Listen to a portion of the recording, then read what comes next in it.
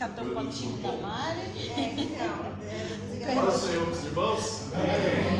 Vamos ficar em pé, vamos fazer uma oração já. Vamos começar.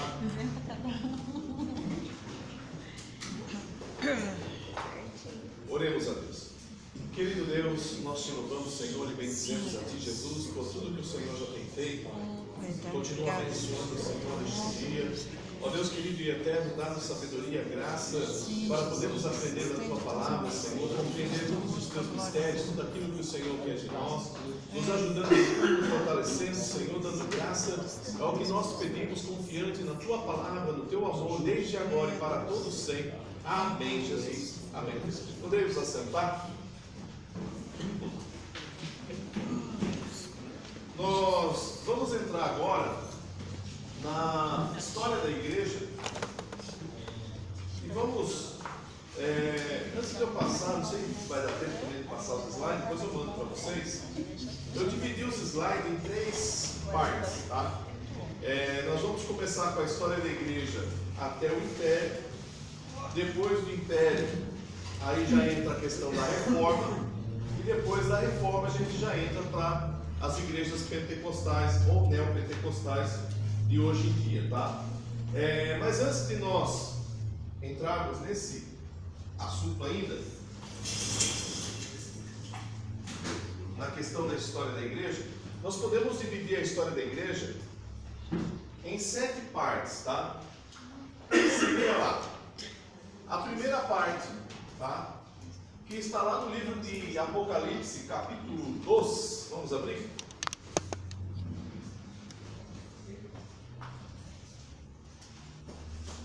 E assim a gente fecha a história da igreja em 7 partes. Capítulo 2, que é a primeira igreja, que é a igreja de Éfeso. Tá? A igreja de Éfeso, ela representa para nós a igreja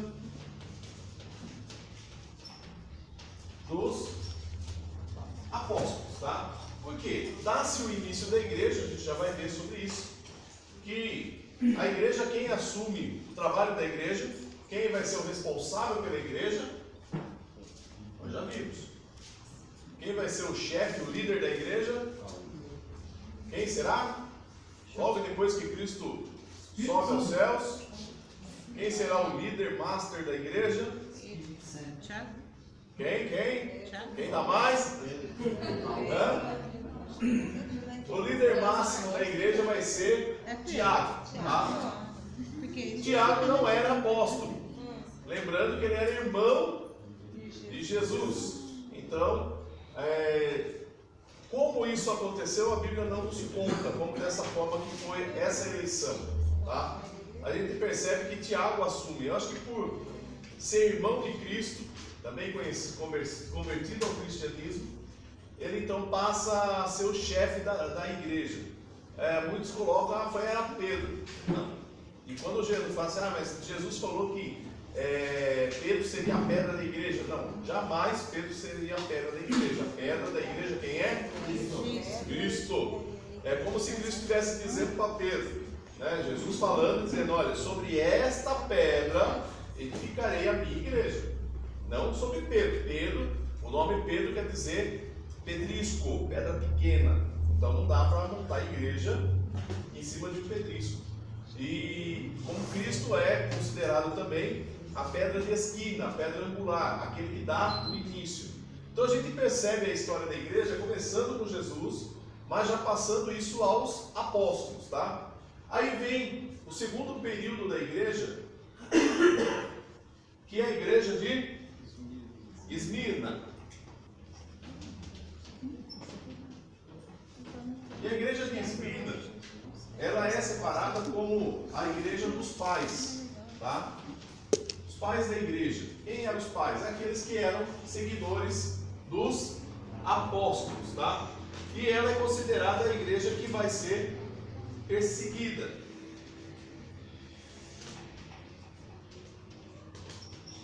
Lembrando que a igreja ela sempre foi perseguida, tá? Desde a época dos apóstolos, mas aqui é o que vai dar mais ênfase na questão da perseguição. Aí vem a terceira igreja,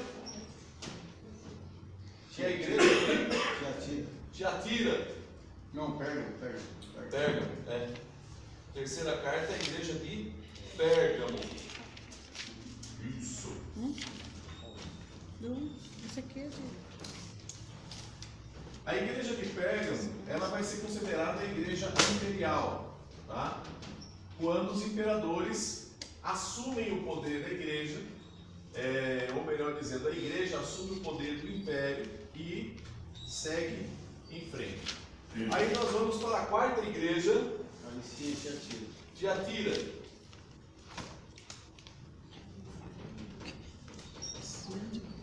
Que é a igreja já papal, que é aquela igreja que realmente agora já está, vamos dizer assim, estruturada, já está formada, e ela tem um líder máximo, tá? Considerado aí o primeiro papa seria Pedro, isso segundo o pensamento católico, tá? Que a gente sabe, até dependendo da história, que possivelmente Pedro nem tenha passado por Roma, tá?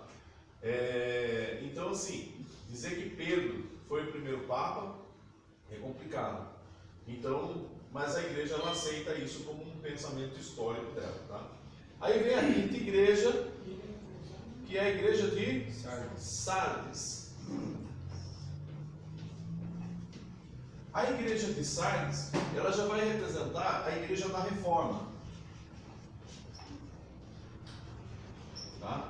É a igreja que vai começar com a Reforma, ou seja, ela está se quebrando do catolicismo, entrando com uma reforma, com mudanças religiosas, tá? E já entra Lutero, Calvino e tudo mais, que vão ser os reformadores, tá? E aí entra a sexta igreja, que é a igreja de Filadélfia.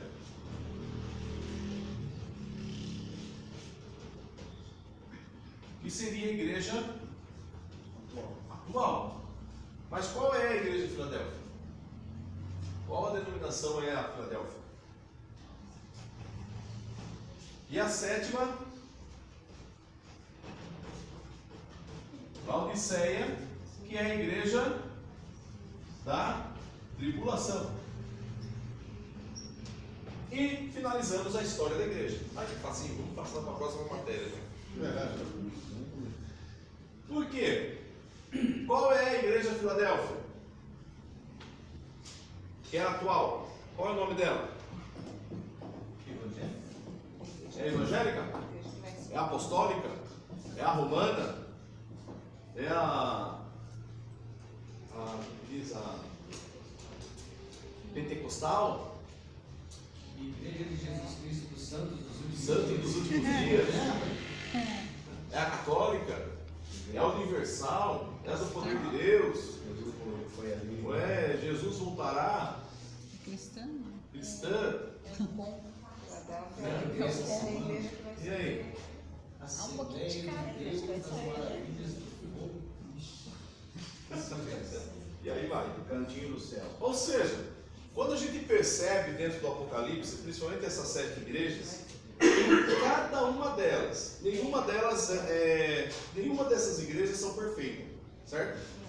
Não tem nenhuma perfeita, nenhuma realmente é a igreja perfeita. Mas acontece que dentro dessas igrejas existe um grupo que Deus já separou, Deus já escolheu.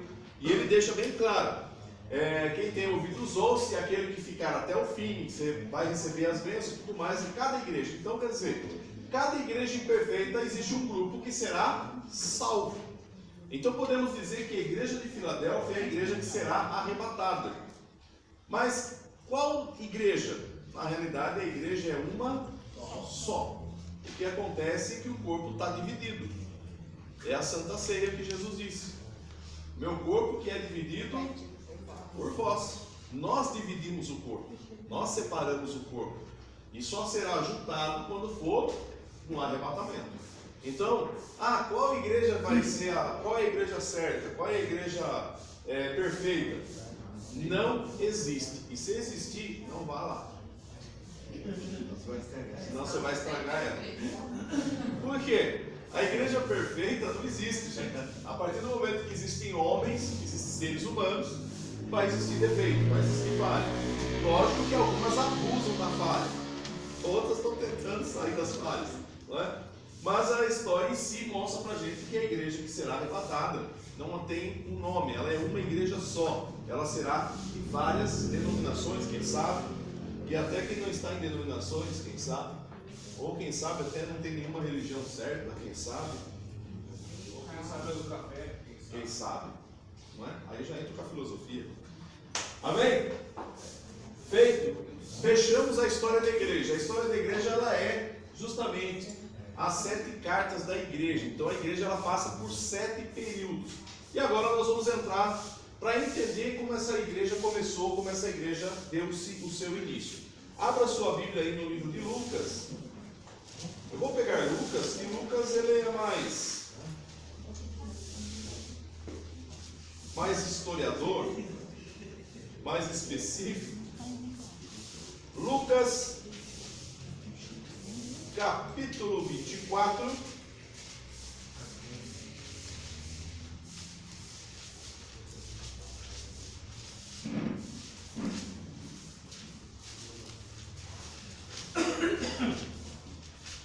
Capítulo 24, a partir do verso 44.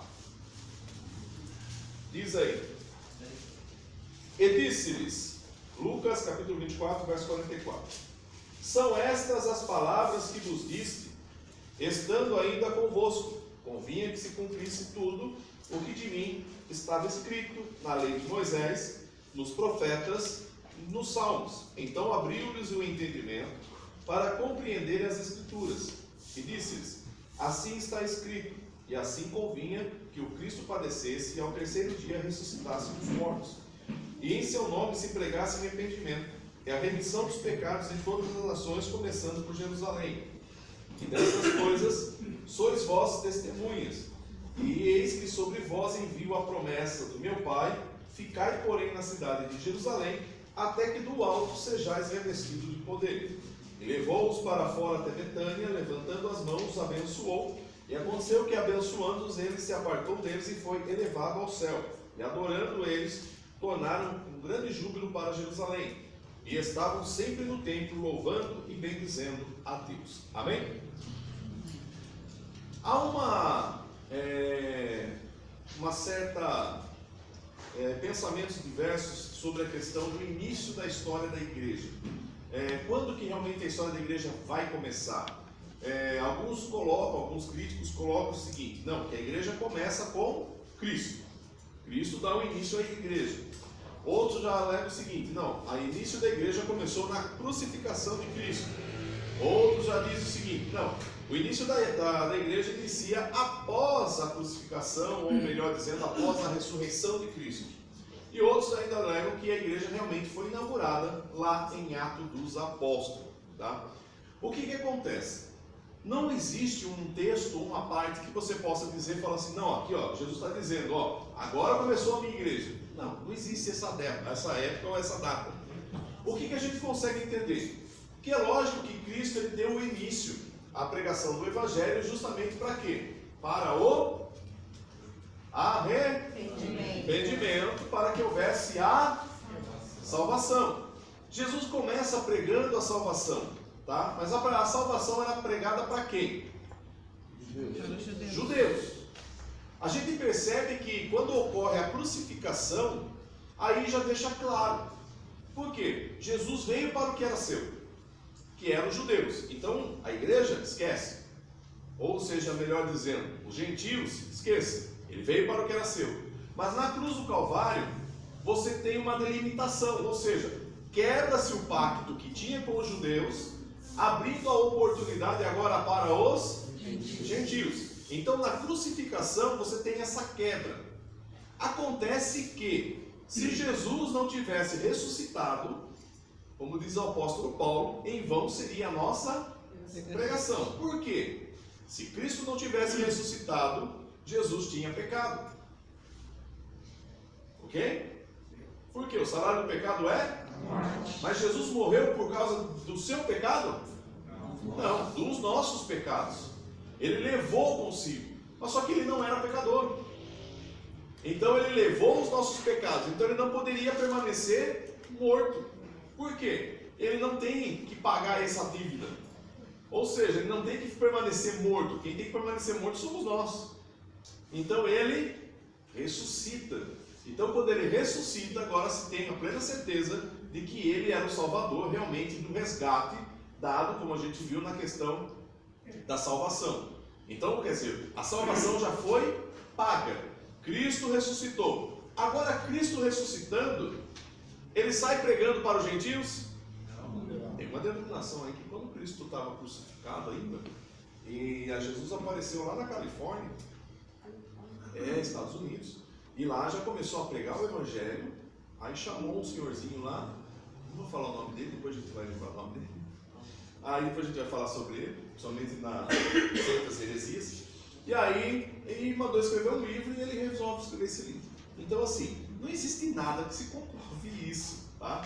Se Cristo estava crucificado, a gente tem base bíblica, Jesus estava onde após a crucificação? Isso deu certo. Foi? Aonde Jesus estava? No inferno e depois ele foi ao paraíso. Ele desce ao Hades e depois ele sobe ao seio de Abraão, catando todo mundo e paraíso. Ou seja, nesses 3 dias ele permanece lá. E aí ele volta. Quando ele volta, ressuscita, ele atravessa todos os céus para receber a sua glória novamente. Tá? É o que a gente já viu. Ok? Tranquilo até aí? Paz? Amém? Então vamos seguir. Aí o que ocorre? Com a volta, com a ressurreição de Cristo, Jesus agora, como nós vimos aí, ele aparece aos discípulos e deixa bem claro a eles: olha, era necessário que isso acontecesse. E mostrando através das leis de Moisés, dos profetas, salmos e tudo mais, ele deixa claro: a minha vinda foi para isso. Então, a partir de agora, no próprio livro de Lucas, ele diz assim: Jesus, terminando de dar as últimas instruções, subiu. Para quem ficou agora o cargo de pregar o Evangelho? Aos apóstolos. Mas antes disso ele ainda diz assim: mas ficai na cidade de Jerusalém até que do alto. Por quê? Não posso sair pregando sem estar revestido de poder. Eu não posso sair pregando se eu não estiver revestido, para que eu possa dar testemunho. Porque o revestimento de poder é para testemunhar. Por isso uma necessidade da igreja. Ou seja, que seja revestida de poder. E o que é ser revestido de poder? É ter o Espírito Santo? Não. Porque ele já tinha, concorda?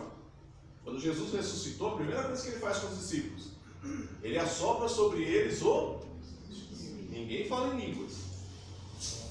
Ou seja, eles recebem o Espírito Santo. O Espírito Santo agora vai fazer parte com eles. É o que vai estar orientando, é o que vai estar advogando, vai estar consolando, é o que vai estar com eles. Agora, revestimento de poder é aquilo que foi prometido lá atrás, não é? Lá pelo profeta Joel, que o Espírito Santo viria e fazia o quê? Fazia com que as pessoas fossem cheias e começassem a profetizar, tivessem sonhos e tudo mais. E aí é isso que vai acontecer quando? Atos do Apóstolo. Então está vendo como é difícil a gente dizer que a igreja começou antes, no meio ou depois? Por quê? Se há uma necessidade de ser revestido, então podemos dizer que a igreja vai começar após o Pentecostes. Por quê? Para dar testemunho, eu preciso estar revestido. Então podemos dizer que a igreja então começa o seu período após o batismo com Espírito Santo. Isso tanto é verdade que você vai ver Pedro pregando quantas almas? Quase 3.000 almas. Isso porque na hora que recebe o batismo com o Espírito Santo, igualzinho nós quando recebemos o batismo com o Espírito Santo, primeira pregação que fizemos, ganhamos quantas almas? Ou seja, o batismo com o Espírito Santo é uma necessidade da igreja para evangelização, para anunciar o Evangelho. Então nós entendemos que já que é um revestimento de poder para a pregação do Evangelho. E não é o que a gente vê muitas vezes hoje dentro das igrejas. Parece que existe mais questão de poder para dizer que é o melhor, mas sair para pregar ninguém vai. Então, quer dizer, nós estamos mudando o propósito da pregação do Evangelho. Vamos lá para Atos dos Apóstolos. Atos dos Apóstolos. Agora, o próprio Lucas, ele vai descrever com mais detalhes como foi realmente esse encontro com Jesus e o que Jesus falou com eles. Vamos lá. Capítulo 1, verso 8. Mas, Atos 1, verso 8.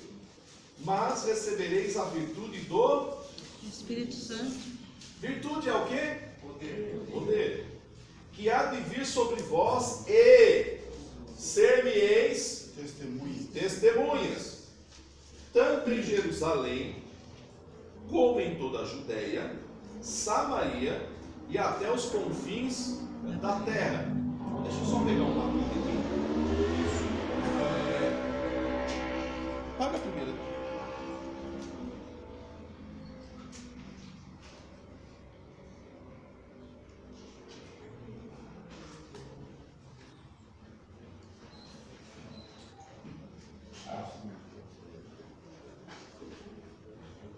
Sumiu a senha? Não, tô lá.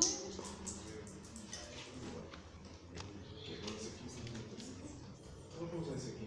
Tá. Vamos lá. Onde fica Jerusalém aí? Vocês que são bons de geografia. Vocês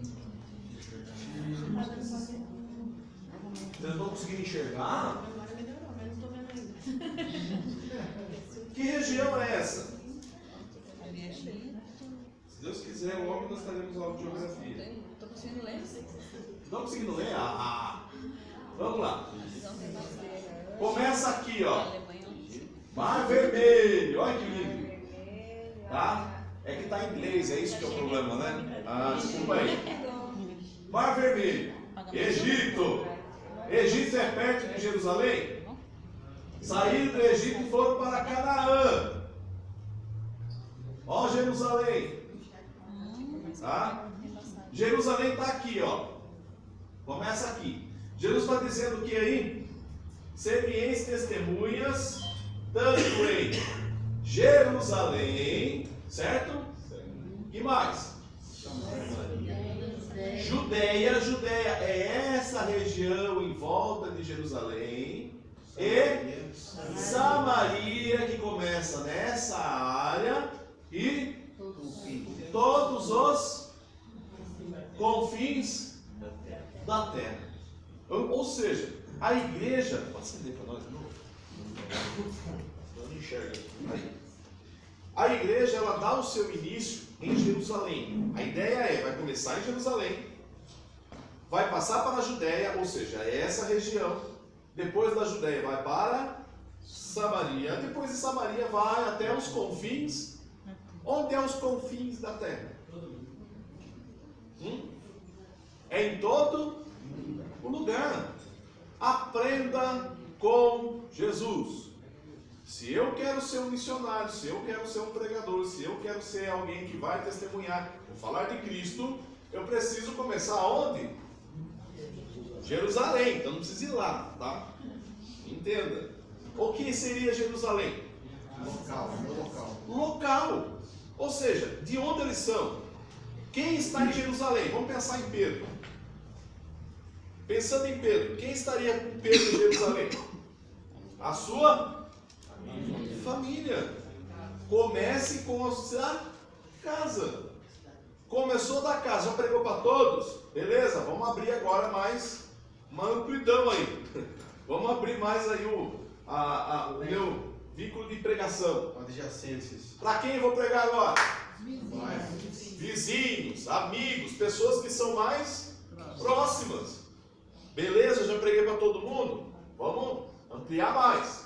Para onde eu vou agora? Para o meu bairro. Vamos começar no nosso bairro. Vou pregando.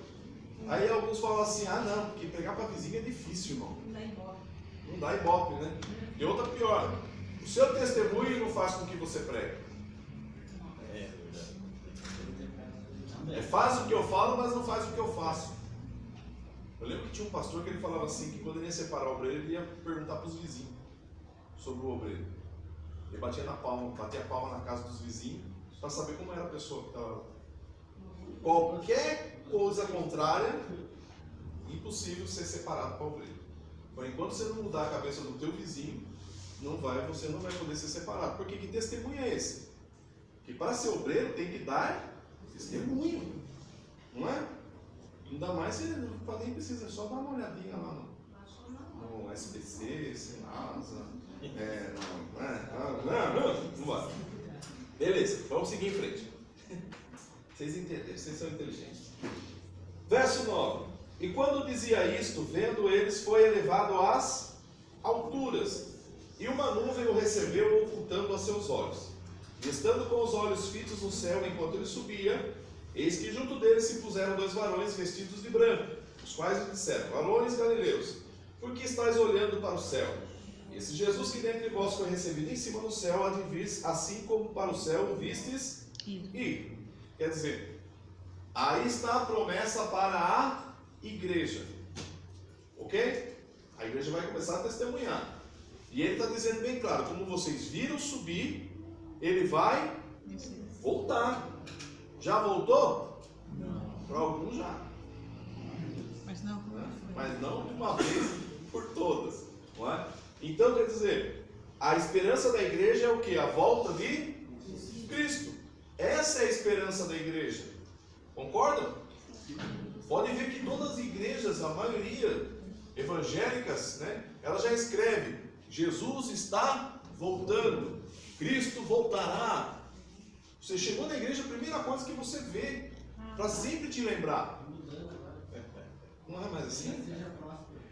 Hã? Porque as pessoas começaram a pensar tanto no céu que esqueceram da terra. Então tira. Deixa pensar na terra. Tem que ter posteridade. Infelizmente, né? Vamos lá. Então voltaram para Jerusalém, do monte chamado das Oliveiras, o qual está perto de Jerusalém, a distância do caminho de um sábado. Eles voltaram para lá. E entrando, subiram ao cenáculo, onde habitavam Pedro, Tiago, João e André, Filipe e Tomé, Bartolomeu e Mateus, Tiago, filho de Alfeu, Simão, o Zelote, e Judas, filho de Tiago.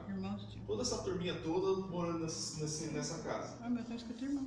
Todos esses perseveravam unanimemente em Súplicas. com as mulheres e Maria, mãe de Jesus, e com os seus irmãos. Ou seja, estavam todos ali reunidos. Bem, agora acontece o primeiro propósito da igreja. Bem, Jesus separou 12 apóstolos, só que um, infelizmente, acabou caindo no pecado, houve um certo problema. Está fechado o portão? Já viu lá? Então, assim, acontece que eram 12 apóstolos, só que um caiu no pecado, era um filho das trevas e tudo mais. Quantos sobraram? 11. E aí Pedro agora está invocado com essa situação. Porque ele falou: caramba, eram 12, agora só tem 11. E ele resolve então tomar uma decisão. Jesus tinha pedido para ele já separar alguém? Não. Quem separa o obreiro? Não é o líder, não é? Então Pedro vai fazer o certo, certo? Por que não? Ele é o líder da igreja, não é? Quem colocou ele como líder? Quem vai ser o líder da igreja? Olha que situação, gente. Quem que Jesus colocou como responsável da igreja? Jesus pode dizer assim: olha, eu vou embora, você vai ficar como responsável. Quem foi? Quem foi? Quem que Jesus deixou para ficar no lugar? Ó, eu estou indo, mas vocês vão ficar, certo? Você vai ficar, fulano. Você vai cuidar da igreja. Você vai ser o chefe, o presidente da igreja, ok? E vou separar o outro como vice, ok? Foi assim? O outro secretário. Foi assim, não foi? Foi ou não foi? Quem foi separado? Os 11, né? Como que a igreja vai dar início sem um líder? Quem que é o líder da igreja?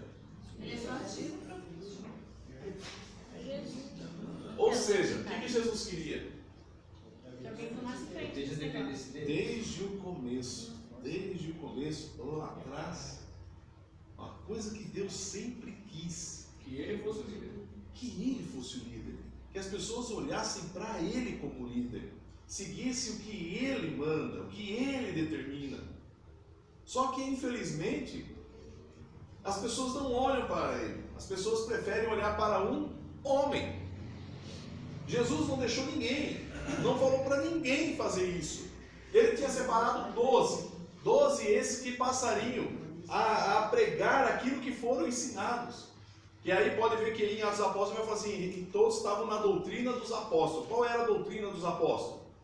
A doutrina de Cristo. Aquilo que eles receberam começaram a passar. Então essa era a função da igreja.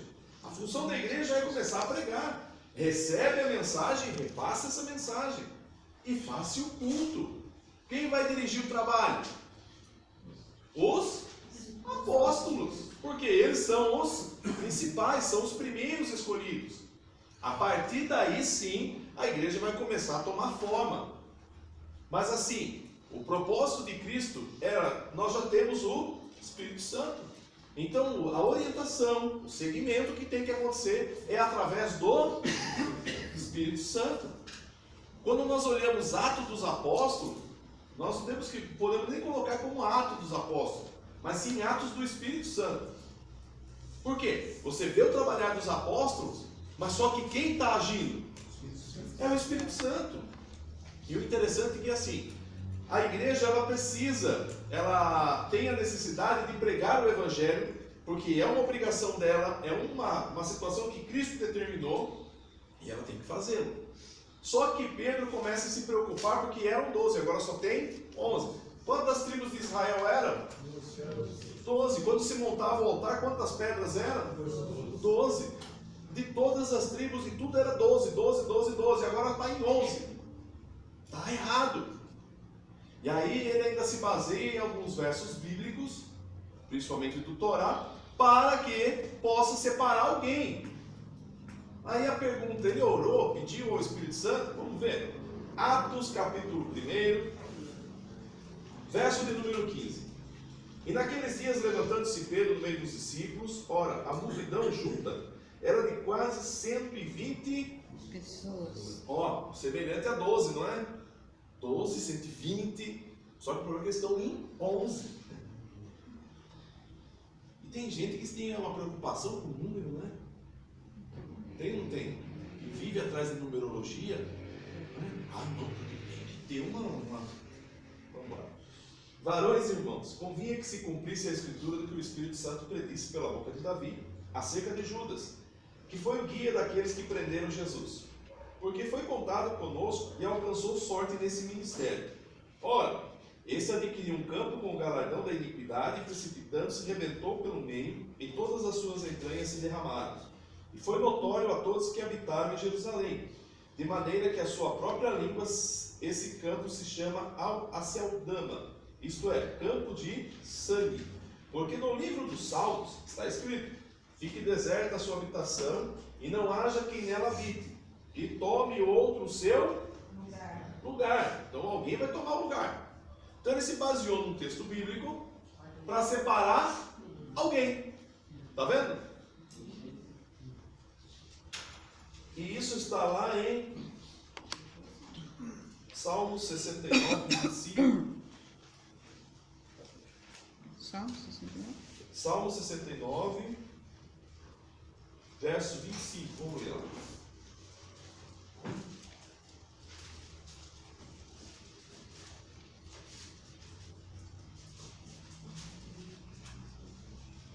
Fique desolado o seu palácio e não haja quem habite nas suas tendas. Beleza. Então agora vamos para o outro salmo que ele citou. Salmo 109, verso 8.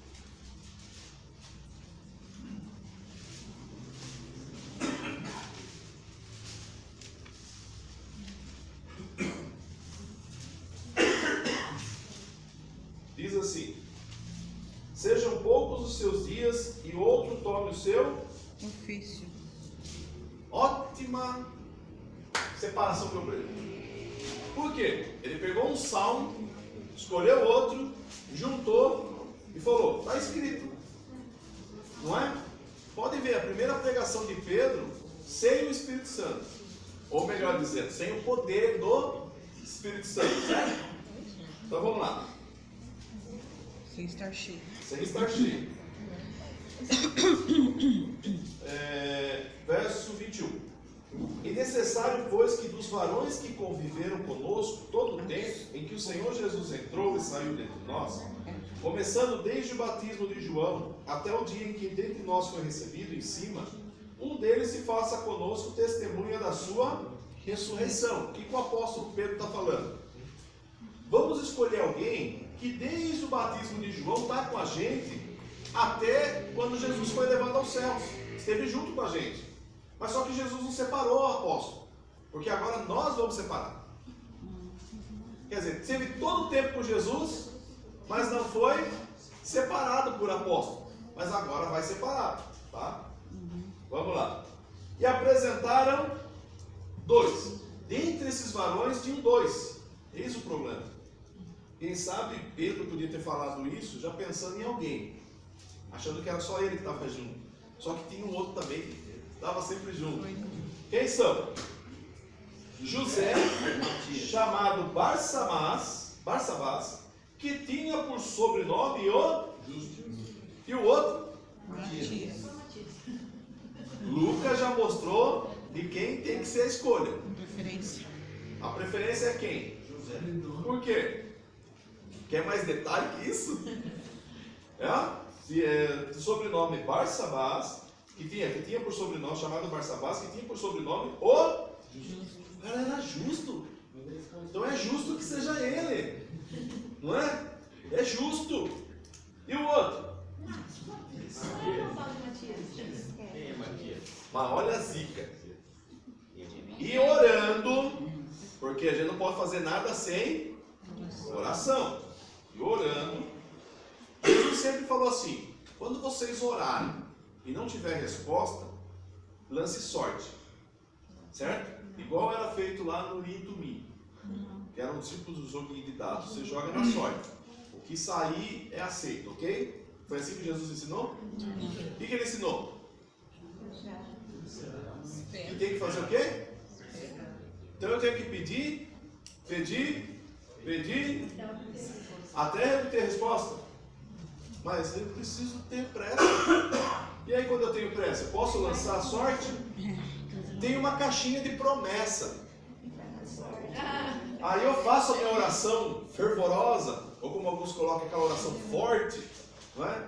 Aí eu fecho os olhos e escolho e tiro na sorte. Sai aquele verso, tá aí a resposta. Amém? É a resposta de Deus, irmão? Então não reclame depois das consequências, tá? Porque você já tem o Espírito Santo. Se ele não te respondeu, não saia do seu lugar. Espere ele responder. Se ele não respondeu, não tome nenhuma decisão. Deu para entender? E às vezes nós colocamos Deus numa, vamos dizer assim, numa situação de escolha, queremos que Deus escolha entre 2 pontos. Como se imagine como esse caso de Moisés. Senhor, Faraó está vindo aqui. Do lado aqui nós temos as montanhas. Eu vou orar, Senhor, luto contra Faraó ou suba para a montanha? Qual é a resposta de Deus? Só para a montanha? Luto com Faraó? Não, porque Deus tem uma terceira resposta. Só que se Moisés tivesse orado dessa forma, Deus ia responder? Não, porque você deu 2 opções para Deus. Deus tem uma terceira, Deus pode ter uma quarta, quinta, sexta. Você não sabe qual é a resposta. Quando Moisés ora, diz: Senhor, o que eu faço? Ué, você não tem um cajado na tua mão? Bate lá no mar vermelho. Ou seja, Moisés tinha pensado nessa situação, porque é algo inusitado, algo que é um milagre, algo que é algo inimaginável. Não é possível um negócio desse. Mas Deus sempre gosta de trabalhar assim. E aí ele bate o cajado no mar, se abre. Se ele tivesse dado 2 opções, já era o povo de Israel. Deu para entender? Senhor, Eu devo aceitar ou não? Senhor, dá uma resposta. Se Deus não te dá a resposta, o que você faz? Não faz. E pare de ser besta de ficar dando duas opções. Pergunte para o Senhor: Senhor, que atitude devo tomar? Senhor, me dá a resposta. Ele pode dar a resposta? E se ele não der, fique no teu lugar. Amém? Oh, glória. Tem um pastor que falava assim, uma vez ele falou assim: eu estou no Salmo 40. O outro falou: não, eu já estou no 70. Apressa-te, Senhor. Vamos lá. Eu falei onde agora? Os dois. Orando, 24. E orando, olha que lindo, foram orar, disseram: Tu, Senhor, conhecedor do coração de todos, mostra qual desses dois tens escolhido.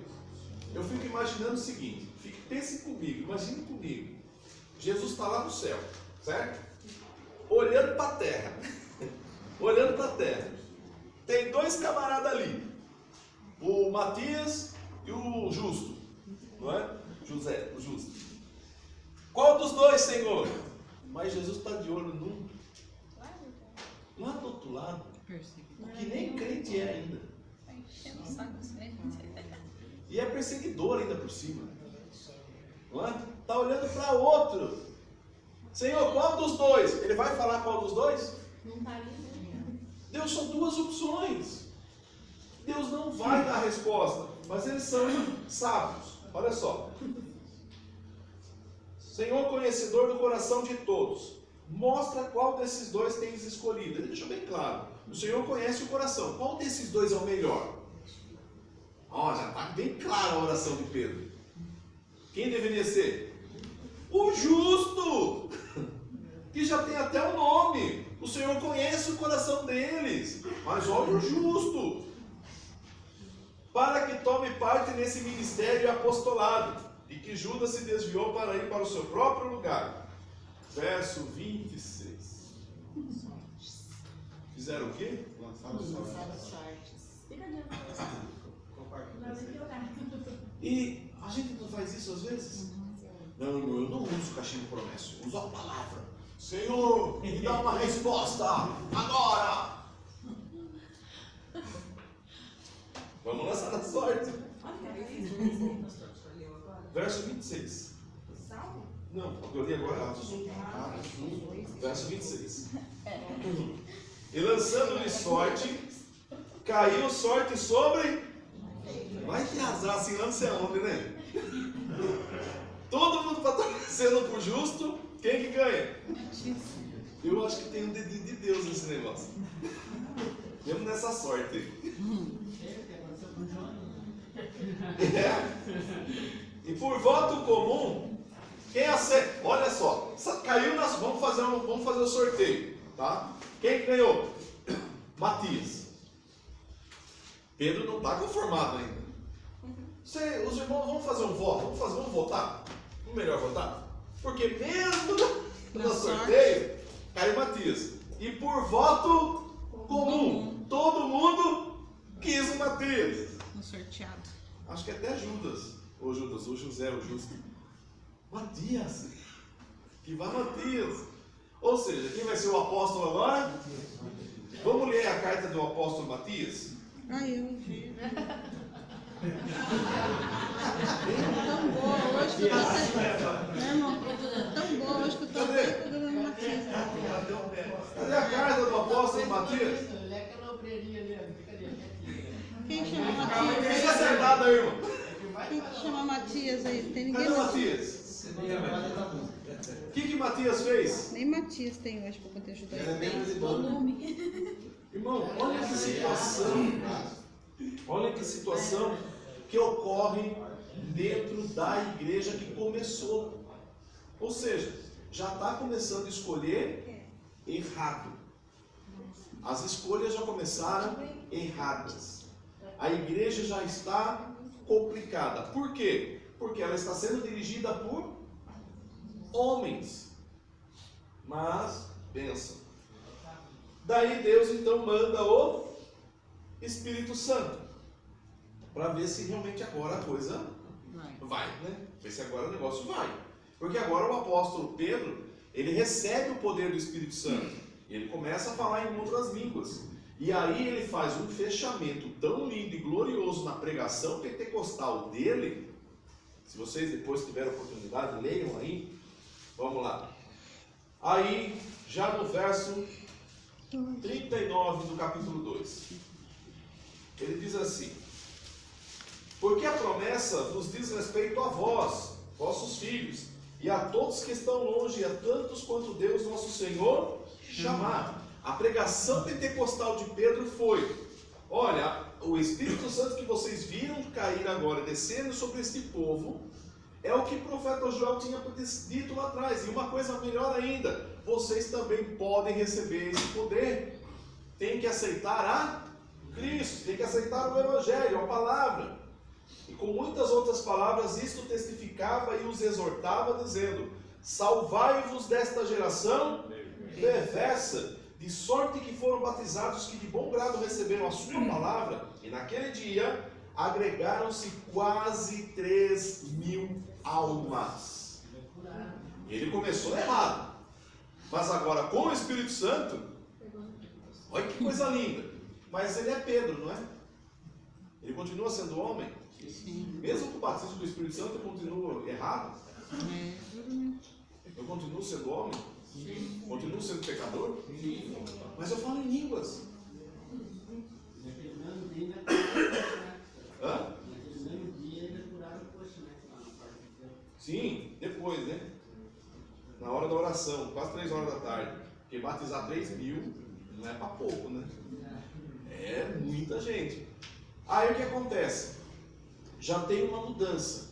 Agora eles têm poder do Espírito Santo, tanto para a pregação, como também para curar, como também para expulsar demônios. Então eles têm agora o poder do Espírito Santo. A igreja agora, podemos dizer que está começando a dar os seus primeiros passos.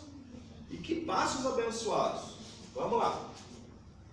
Vamos lá para, não ainda aí do capítulo 2, verso 42. Pastor, em relação ao batismo, a pessoa ouviu falar, ela crê, e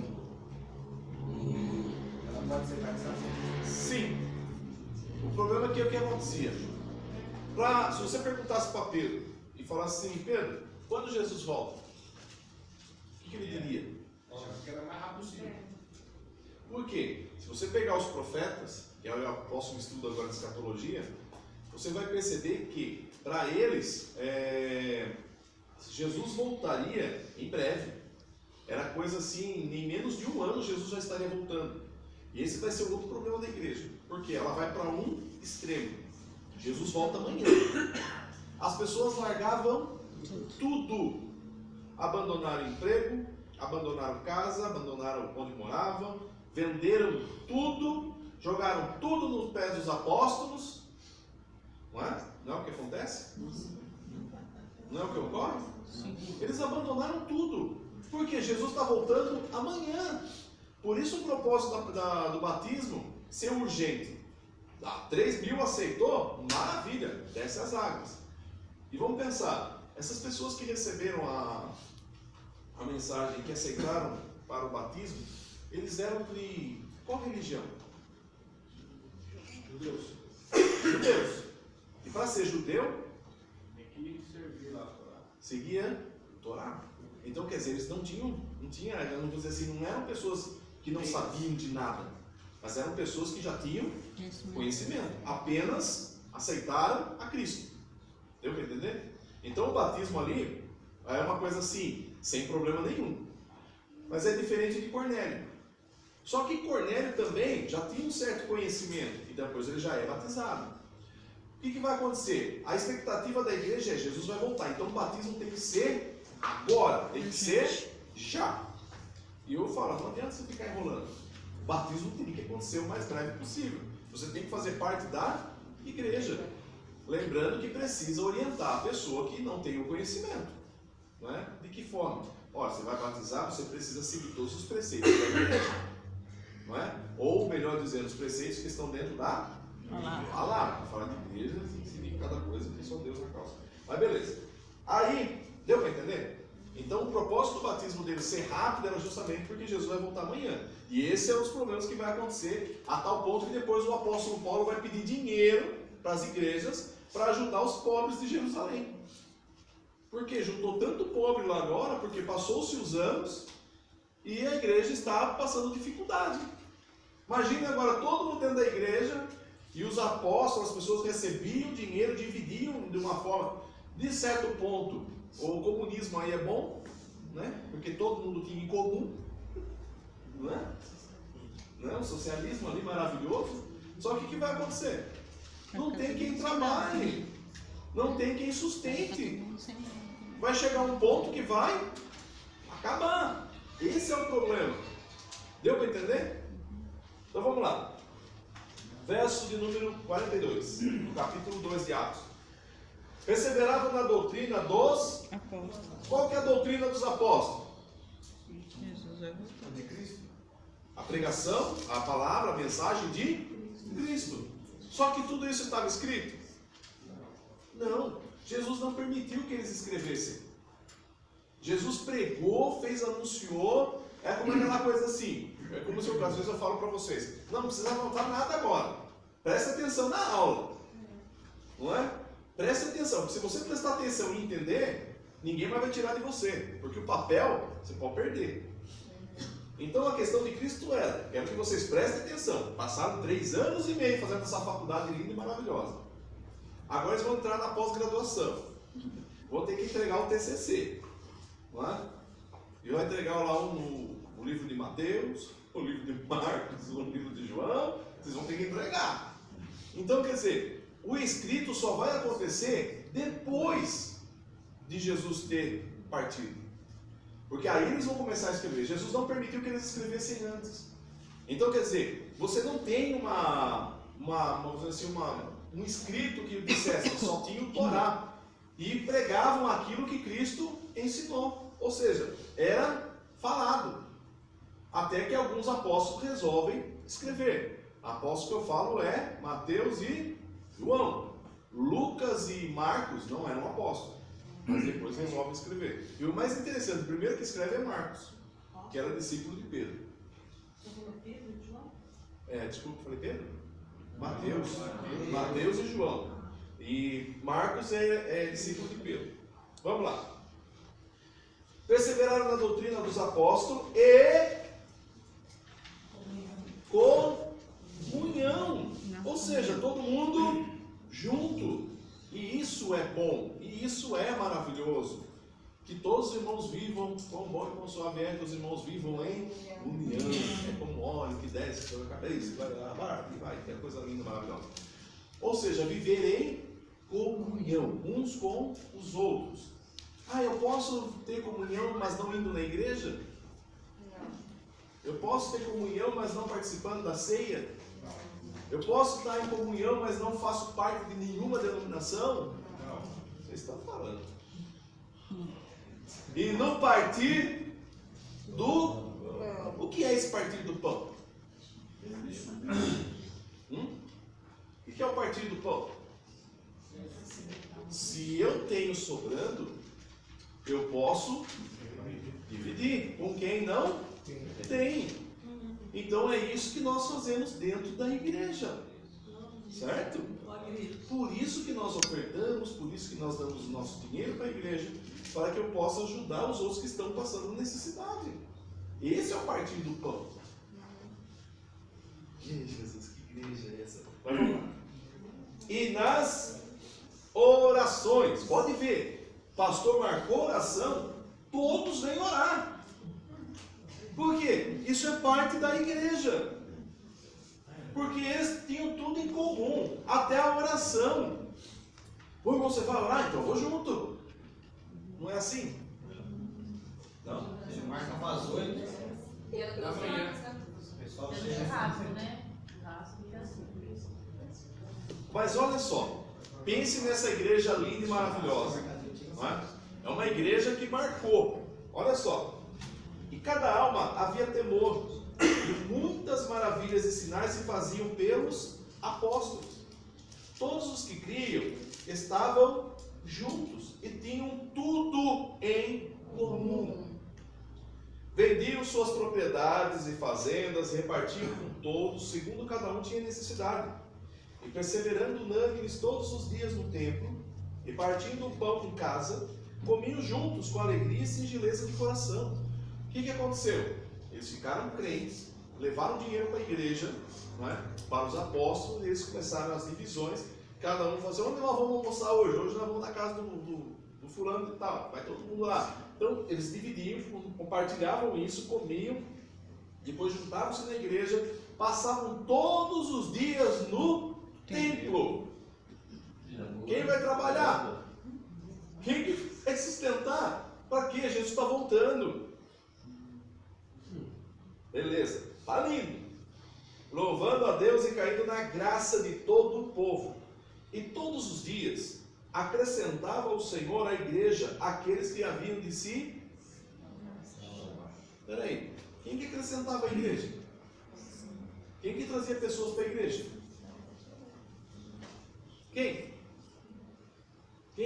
Senhor. O Senhor. Mas por quê? Porque a igreja não precisava nem pregar. As pessoas vinham Testemunho delas. por causa do testemunho que tinham. A união deles fazia a diferença. E essa união é o que faz a diferença para a pregação do Evangelho, gente. Se nós não estivermos unidos, estamos batendo dando murro em ponta de faca. Não resolve. Se nós não estamos unidos, não adianta pregar o Evangelho. É o que está acontecendo hoje. Por quê? O que aconteceu com a igreja hoje? Ela está unida? Não, ela está. E aí você vai pregar o Evangelho, a pessoa fala assim: ai, mas mais uma igreja? Ai, mais um grupo? Olha que testemunho que nós estamos dando. Dentro da igreja já são vários grupos, né? Infelizmente. Mas amém, vamos lá. Segue em frente aí, vamos lá. Ô pastor, mas eu não posso ser que tenha uma visão errada, mas eu não vejo assim, ter grupos dentro da igreja sendo o problema. O grande problema é o testemunho desses grupos fora da igreja. Porque as pessoas, elas questionam o testemunho, não as igrejas. Mas não pode ter acepção. Que vira um rótulo também, né? Ah, fulano daquela Agora igreja. você vai fazer o culto de um grupo em determinado domingo do outro grupo, você vê? Tem uma igreja que ela divide o grupo musical, né? Que como é muita gente para cantar, não dá para cantar todo mundo no mesmo culto. Dá para fazer o que a igreja fazia antes, era culto o dia todo. Aí sim, né? Mas só mesmo assim tem que dividir. Aí o que acontece? O grupo que vai cantar já não vem no grupo do outro. Aí ele vai cantar, não é assim? Não, é uma união maravilhosa. Imagina no céu. Briga de grupo, que é o grupo de louvor, ia cantar o hino do grupo de jovens e aí já deu uma B.O. O grupo de louvor cantou o hino do jovem. Nossa, gente. É propriedade agora. Já até Bíblia voando assim, ó. Os dirigentes se pegaram no cantinho. Não é? Ai, como assim você foi cantar meu hino? Ah, não sabia que você tinha dono. Achei que era do cantor. Achei que era da cantora. Gente, coisas mais absurdas. Mas peraí, pra que isso? É para louvar o Senhor? Ou é para se mostrar? Então hoje você tem mais espetáculos do que realmente pregação do Evangelho, tá? Porque assim, as igrejas hoje elas tentam se moldar porque a visão dela é a salvação das almas, amém? Amém. Deveria, né? Mas não é esse o propósito. Tá difícil para falar uns amém aqui, né? Tá? Mas vamos lá. Capítulo. 3, eu tô vendo. Ah não, peraí, pulei aqui. Você me Capítulo. salvaram o 2 eu ficar. Essas histórias você já sabe. Essas histórias você já conhece. Vamos lá. Lá no capítulo 9. Capítulo 9 vocês já conhecem a história, não é?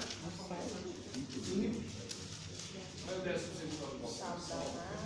O Saulo que se transforma em Paulo, amém? Não, amém. Não, amém. Saulo é Paulo. Saulo é Paulo, só mudou o sotaque. Só mudou o sotaque. É. Porque é a mesma coisa de Pedro e Peter. Você fala Pedro aonde? No Brasil, você vai para os Estados Unidos, você chama o quê? Peter. Peter. Então, que fala mais de Mas é lógico. perseguição, Hã? após perseguição, não salta esse Tudo mentira. Saulo, porque Saulo é hebraico. Paulo, porque é grego. É porque a palavra Saulo é como se fosse Saulo no hebraico, deve ficar Paulo, ficar mais fácil para os gregos. Então tinha essa separação de Saulo e Paulo, mas é a mesma pessoa, é o mesmo nome, só mudou o S com P. É só isso. Que alguns colocam, quando ele era Saulo, porque depois quando transformou em Paulo. É diferente quando Deus pega lá Jacó e fala, ó, seu nome é enganador, mas eu vou te transformar em Israel, que quer dizer príncipe. Então, quer dizer, mudou. Aí realmente ele mudou. E aí Jacó abandona o nome Jacó e vai se chamar agora Israel. É a mesma coisa que Jesus faz com Pedro. Tu és Simão, você não vai se chamar mais Simão, vou te chamar agora de Pedro. Só que quando ele dá aquelas vaciladas, Jesus fala, Simão. Por quê? Era a mesma coisa, quero que você se transforme, quero que você se mude. Mas Saulo não, ele era Saulo porque era hebraico e Paulo grego, tá? Dentro da questão Israel, toda essa região toda aqui, você tinha, só dá uma apagadinha na luz, o que acontece é o seguinte, aqui já estava, principalmente na Macedônia, cadê a Macedônia? Tá aqui. A Macedônia já tinha invadido toda essa região e eram os gregos, tá? Os gregos já tinham dominado toda essa região, então todo mundo aqui já falava o grego. Aqui é a Itália. A Itália, aqui é a Itália, desculpa. Aqui. Eu estou tentando achar a bota, mas a bota está diferente. Está aqui a bota. A Itália, você já tem os romanos. Só que os romanos falavam latim. Os romanos falavam latim. O problema é que, quando as macedônios tomaram conta dessa região, até Roma começou a falar grego, porque era mais fácil. Então, quando eles começaram a invadir todas essas regiões aqui, todo mundo já falava grego. Acontece que lá em Jerusalém, você falava o grego, você falava o aramaico, que era uma linguagem já que vinha desde a antiguidade, desde lá da época da Babilônia, que era a linguagem popular da população, do povo. Se você quer aprender um pouquinho mais sobre o aramaico, assista aquele filme do Mel Gibson, de Jesus, que ele vai ser crucificado. Todo o filme é falado em aramaico, tá? Que era a linguagem do popular do povo de Israel, de Jerusalém. E só que todo mundo ali também falava o grego, porque era uma linguagem mais fácil. Aí chegaram os romanos também falando grego. Só que eles também tinham, os romanos, eles também tinham o latim. Então, quando eles falavam entre eles, se utilizava o latim, que era uma forma fácil de você falar com o seu patrício, não é? E o outro não ficar sabendo o que você estava falando. Então, então, você tinha essas três línguas que falavam já nessa época aí, tá? Posso ler de novo, por favor? Então vamos lá. No capítulo 9, verso de número. Verso de número 15. Vocês conhecem a história de Paulo, certo? E disse-lhe, porém, o Senhor: vai, porque este é para mim um vaso. Quem escolheu? Senhor. Para levar o meu nome diante dos gentios e dos reis e dos filhos de Israel. Espera um pouquinho só. O que acontece? O povo lá na igreja de Pedro, vamos pensar assim, lá em Jerusalém, começaram a pregar em Jerusalém, certo? Ganharam 3.000, depois ganharam mais 5.000 pessoas. Já está uma igreja crescendo. Olha que ministério que está crescendo, não é? Já está se abrangendo. E aí agora já é hora de enviar missionários, certo? Porque começar em Jerusalém, região da Judéia, e depois vai para Samaria, e depois vai. Fizeram isso? Ficaram só? Porque tá bom lá, irmão, tá crescendo a igreja. Tem comida. Tem comida. O negócio tá bom. Vamos sair daqui para quê? Jesus vai voltar amanhã. Ele falou que era para ficar na cidade de Jerusalém, até que do alto fosse revestido de poder. Mas até quando você vai ser revestido de poder? Ficar em Jerusalém. Então você pode perceber que daí do capítulo 1 até o capítulo 9, a igreja está em Jerusalém. Ela está parada, ela está estagnada. Aí Deus agora olha para Paulo. E aí separa Paulo e diz: ele é um vaso escolhido para quê? Para levar meu nome aos Gentios. A Bíblia não fala que os cavalos vão começar a surgir já no Egito. E depois, assim, até os romanos, nem os romanos usavam cavalos. O cavalo ele só vai surgir na época dos bárbaros. E os bárbaros só conseguiram vencer os romanos por causa dos cavalos. Eles eram até chamados de demônios de pernas altas. Então, quer dizer, já havia cavalos, né? Mas só que assim, a utilização deles no meio de Jerusalém, Israel, era rara. Os Paulo é cidadão romano. Sim, romano. E também judeu. Estudou aos pés de Gamaliel. Ele tinha cidadania. As viagens longas eram a pé mesmo. Hã? As viagens longas eram a pé mesmo. A pé mesmo. Ou às vezes em carroças ou carruagem, mas isso já era para elite, né? O restante, pezão mesmo. Usava aquela sandalinha havaiana e vai embora. Pastor, lá no versículo, no capítulo 9, versículo 4, fala, caindo por terra, ouviu uma voz. Esse cair por terra significa que ele caiu. Então ele não estava a cavalo, ele estava andando. Possivelmente. Ele podia estar a cavalo? Ele podia estar a cavalo? Podia. Ele podia estar a camelo? Podia. Ele podia estar a jumento? Podia. Mas ele caiu por terra. Mas a Bíblia não fala. Por que eu vou colocar aquilo que não é falado? Porque quem cai do cavalo é igual aconteceu com o Christopher Lee lá. O cara era o Superman. Caiu do cavalo, ficou paralítico, só funcionava o pescoço. Depois acabou morrendo. Ou seja, é lógico, tem muita gente que cai do cavalo e tudo bem. Mas assim, a Bíblia não fala. Então, eu alegar que ele caiu do cavalo.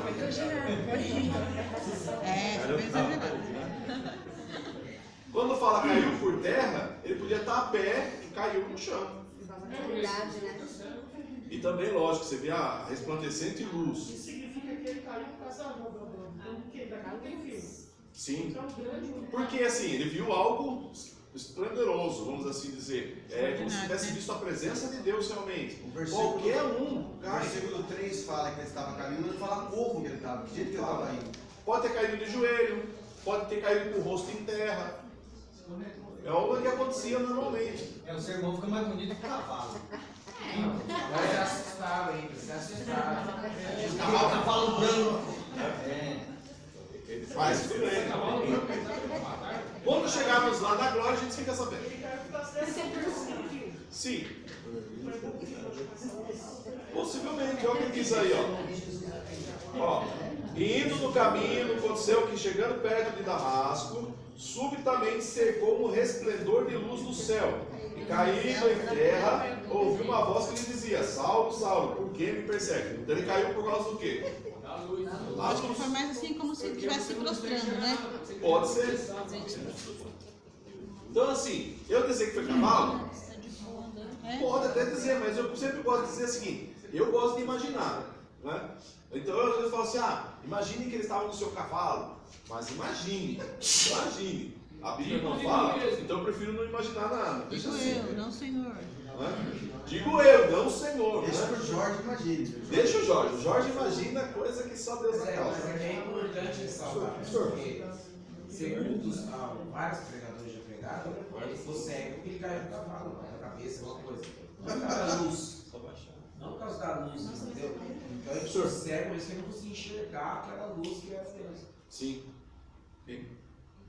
O apedrejamento de estrela era Saulo também que estava lá, e muito Saulo. Sim, era um Saulo. Que até jogaram as vestes do rapaz nos pés dele. Era ele. E pode ver que depois até ele mesmo faz menção da situação que ele cometia. E o apóstolo Paulo, depois que ele levava a chicotada, que ele apanhava, ele não refutava isso, porque ele aceitava isso pelo que ele tinha feito com os outros. Então ele falava assim, por isso que ele se alegrava. É como se ele estivesse pagando pelos pecados que ele cometeu contra os outros. É o que ele faz. Ele era perseguidor. Ele era perseguidor, depois agora vai se tornar perseguido. Entendido? Tranquilo? Então vamos lá. Verso de número 16, o capítulo 9. E eu lhe mostrarei quanto deve padecer pelo meu nome. Aí Ananias vai, ora por ele, cai as escamas dos olhos dele, ele passa a enxergar. E aí diz assim, ó, levantando-se foi batizado. Então quer dizer, então o apóstolo Paulo também desceu as águas. Possivelmente quem batizou ele foi Ananias. E o mais interessante, onde estão os escritos de Ananias? Também não tem. Quem foi Ananias? Ananias ganhou quem? Paulo. Foi até batizou. Não, imaginou? Você ganhar um que vai ganhar milhões depois e vai deixar um monte de escrito para nós? E ainda que já foi meio caminho. Valeu mesmo, né? Vamos lá. Capítulo de número 10. Só para a gente fechar essa parte da igreja. Eu já tinha feito a parte maior, né? Acontece a história de Cornélio. Eu vou só resumir para ficar mais fácil. Se for ler, a gente vai ficar aqui muito tempo. O que acontece? Cornélio está orando a Deus, pedindo a Deus. Ele ajudava com as suas doações e tudo mais. Aí aparece um anjo para Cornélio e diz: Cornélio, o negócio é o seguinte. Deus está ouvindo as suas orações, só que você precisa ter um encontro com um dos apóstolos, porque eles vão ensinar para você o caminho. E aí ele dá a dica para Cornélio, para que vá até onde está Pedro, para que Pedro viesse pregar o evangelho para ele. Por que o anjo não pregou? Porque não é função dele. Porque não é função dele. A função dele foi apenas alertar Cornélio que ele tinha que ir atrás de Pedro. Cornélio manda os seus amigos para lá, chegam lá, chamam Pedro, e Pedro, se chegasse na hora de Pedro lá e chamassem Pedro, Pedro iria? Não. Precisou Deus mostrar para Pedro, descendo lá animais mortos, que não eram limpos, né, como o porco ou os outros animais, colocou para ele e disse: Pedro, come. Ele disse: Senhor, eu não posso comer, isso aí é impuro. Como dizes impuro aquilo que eu purifiquei? Porque o que acontece? Jesus veio para os judeus rejeitaram. Agora a porta está aberta também para os gentios. A lei terminou, agora entra o período da graça, a salvação. Pedro ainda estava na lei e só achava que a pregação era para judeus. Beleza. Quando chegam os caras dos amigos de Cornélio, lá os servos de Cornélio, ele fala, então vamos até lá. E ele vai. Chega lá, ele apresenta o evangelho para Cornélio. Cornélio se converte, a sua família se converte. E quando ele vai fazer a oração para Cornélio, porque qual a ideia de Pedro? Vou orar e vou queimar o chão, porque Cornélio é gentil. A hora que ele vai orar, Jesus batiza eles com o Espírito Santo. Eles começam a falar em línguas. Aí Pedro fala: agora não tem como, né? Porque Pedro queria fazer a oração e ir embora e falou: te vira. Mas aí o que acontece? Jesus batizou com o Espírito Santo e falou: então vai ter que batizar nas águas. E aí ele vai descer nas águas. Bem, feito isso, a casa de Cornélio é salva, mesmo ele sendo gentil, agora ele passa a servir a Cristo. Quando Pedro volta para a igreja, ele vai ter que dar satisfação, porque a notícia chegou. Ele foi pregar para gentios, não é para pregar para gentil. Olha só, lá no verso agora,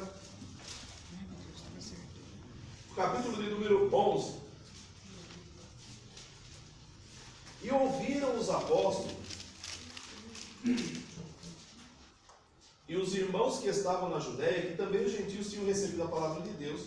E subindo Pedro a Jerusalém, disputavam com ele os que eram da circuncisão, dizendo: entraste na casa de varões circuncisos e comeste com eles. Que igreja é essa? A igreja da circuncisão, a igreja dos judeus. A igreja está fazendo acepção. Era o que Cristo ensinou, não é? O que a igreja está fazendo? Então está vendo aqui, Jesus teve que chamar Paulo. Falou: Paulo, tem que separar você, que o negócio está feio. A igreja está indo por um caminho que Cristo não queria. Ela está seguindo o pensamento do ritual judaico. Cristo separou obreiros para ele, os apóstolos, que não tinha nada de ligação com a religião. Eles não eram doutores da lei, eles não eram fariseus, eles não eram nada. E separou dizendo: não, vocês vão pregar aqui, vocês vão anunciar o evangelho. com o pensamento. Agora a igreja vai seguir sem vínculo religioso. Só que automaticamente eles continuaram com o vínculo. Voltaram para a religiosidade. O que Jesus faz? Vai pegar um fariseu. Quem é o fariseu? Paulo. Estudou aos pés de Gamaliel. Falou, já que eu peguei do povo, não resolveu, agora eu vou pegar um fariseu.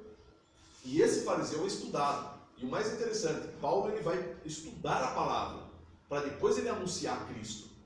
E aí ele vem trazer uma mensagem completa, repleta, que até Pedro depois vai dizer, mas é bonita as pregações de Paulo, mas como é difícil de entender?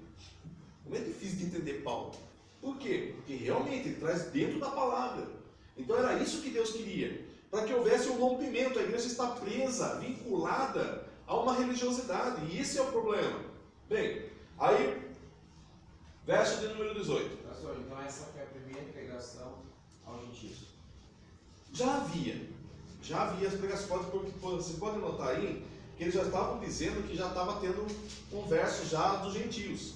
As pessoas, porque quando houve o batismo com o Espírito Santo, as pessoas que estavam ali não eram dos judeus, né? Não eram de Jerusalém, eles eram de outras regiões. Quando voltaram, eles continuaram pregando. Então as pessoas também estavam recebendo, mas mesmo assim estavam pregando mais para os judeus. Apolo deve ter saído desse meio, né? Talvez. E aí o que acontece? Você tem os gentios, e os gentios também ouvindo, o cara está pregando lá. Eu paro para ouvir, aceito, sou batizado com o Espírito Santo, aí todo mundo fica aí, ele está recebendo, e agora? Vai continuar pregando para ele? Bem, se ele for batizado com o Espírito Santo, for batizado nas águas, então vamos circuncidar. Porque daí agora ele faz parte da religião. Olha que mistureba que estão fazendo. Vamos circuncidar, vamos dizimar, porque senão não vai fazer parte. Tá? Então Jesus chama Paulo para falar assim, para tudo, começa de novo. Não é que para tudo e começa de novo. Sim, mas voltando para a religiosidade.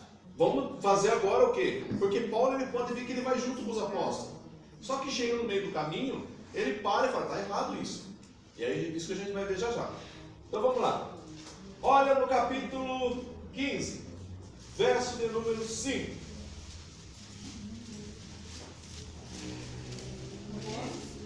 11 e 18 o senhor não vai ler. Eu falei 11 e 18? Oh, desculpa, eu achei que tinha lido já. E ouvindo estas coisas, apaziguaram e glorificaram a Deus, dizendo, na verdade, até os gentios deu Deus arrependimento para a vida. Porque aí até Tiago vai entrar na história e vai tentar apaziguar a situação. Mas mesmo assim, a igreja ainda está na questão da circuncisão. Se vai circuncidar os gentios ou não. Aí nós vamos lá para o capítulo 15. É aí que já aparece Tiago como líder da igreja. Sim. Já é até aí. Quem colocou, só Deus sabe. Eu acho que E é a assim. história fala? Hã? Nada. Como Acho- fala quando é de pai para filho? De... Como é que se chama? Não, tem uma... Como que chama? Quando o deputado, ele, por exemplo, ele contrata o filho para trabalhar com ele. Nepotismo. Está tendo nepotismo na igreja. Colocaram o irmão de Jesus. Capítulo 15. Vamos pegar o verso do primeiro, vai. Então alguns que tinham descido da Judéia ensinavam assim os irmãos: se vos não circuncidares conforme o uso de Moisés, não podeis salvar-vos. Ou seja, se você aceitou Jesus, foi batizado, precisa o quê?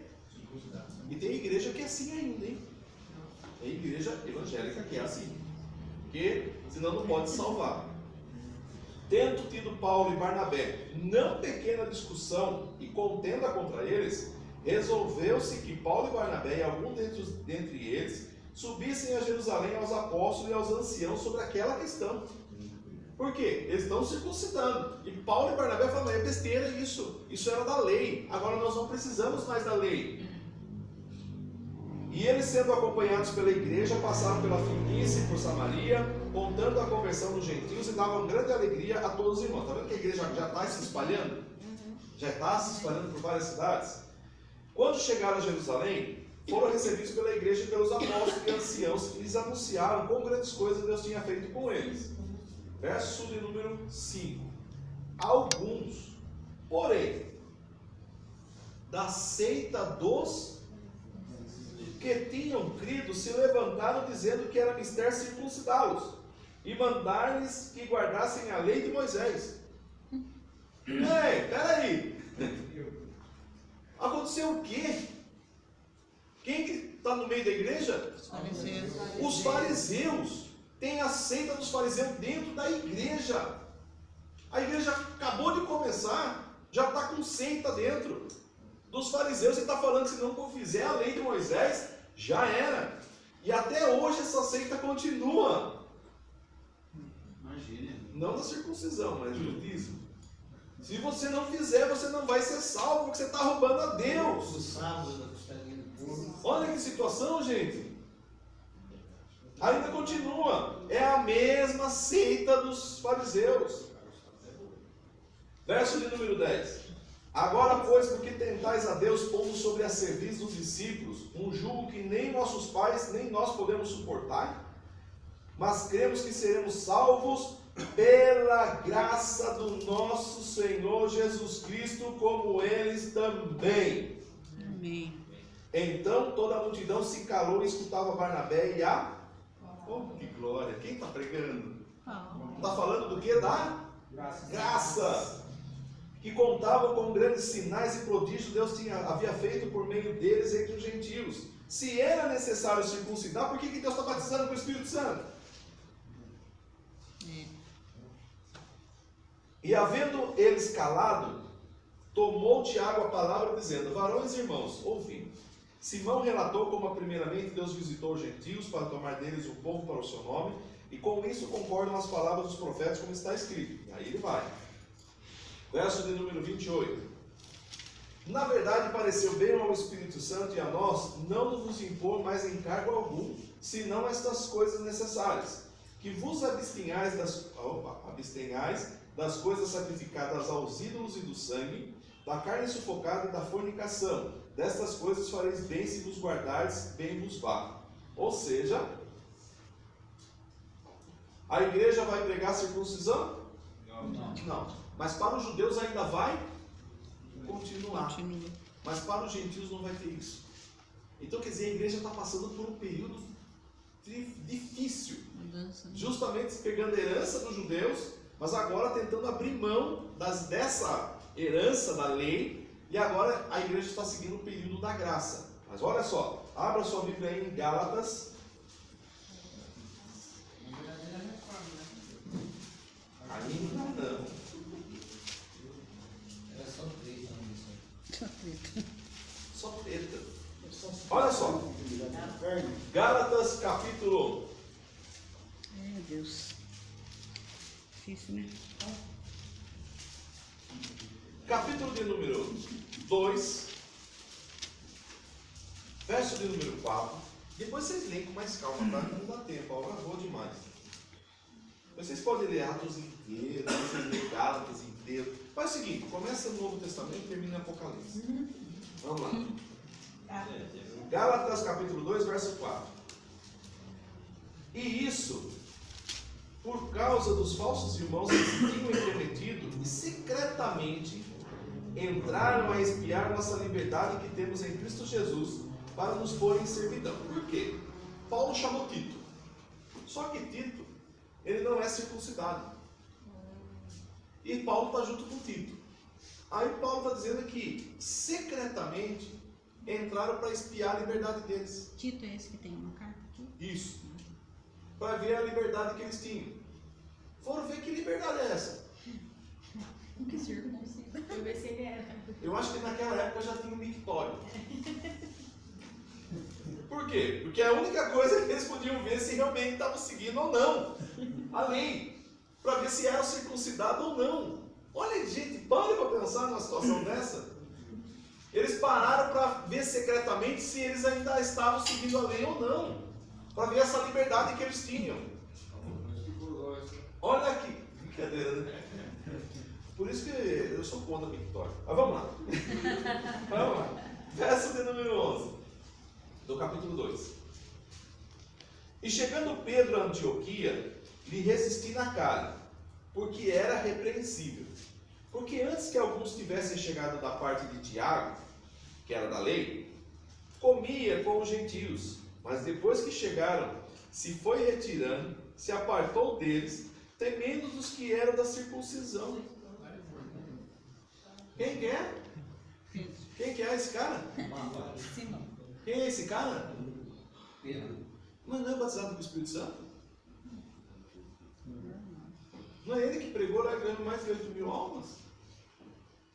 Estou juntando, tá? Mas que ele era Simão e ele era Pedro. Às vezes não dava muito certo. Pedrão era Vacilão. vacilão. Não é? Sentou com os gentios enquanto não tinha chegado a lei. A hora que ele viu o pessoalzinho da lei, foi tirando o pratinho, né? Ai, dá licença, que eu vou. Né? Nem comi ainda, estava esperando vocês chegarem, ó. O que Paulo faz? Resiste na cara. Por quê? Não dá, gente, para ser duas caras. Estou com os gentios ou sou gentio? Estou com o da lei, sou da lei. Não, ou você é uma coisa ou você é outra. E Paulo, a partir daí, separa de vez. Agora nós temos uma igreja da lei e uma igreja da graça. Qual devo ficar? Eu quero a graça. Vamos ficar com a graça? Amém. Amém? Vamos seguir a igreja da graça? Porque a lei O judeu. já foi. Vamos seguir a graça. E pela graça vamos tomar um café.